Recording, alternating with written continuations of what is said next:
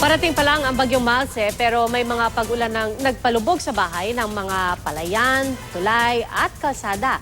Saan at ang mga yan, anong dahilan? Saksi si John Consulta.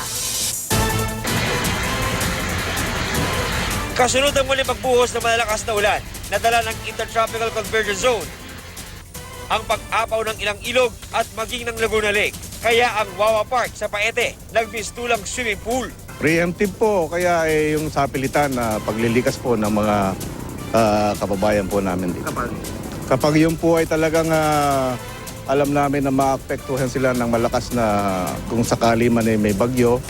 Sa Ilagan Isabela, 5 tulay ang nalubog sa umapaw na ilog. Dahil naman sa kabilang pagbaha, may mga tumirik na sasakyan sa Lucena. May mga residenteng na stranded sa Odjongan, Romblon. May mga panayang di na mapakinabangan. At mga kasadang pansamantalang isinara. Low pressure area namang nakamaloob sa ITCZ ang nagpaulan sa Bicol Region, kabilang na ang Sorsogon Province kung saan may naitala pang pagguho ng lupa. Ako si John Consulta, ang inyong saksi.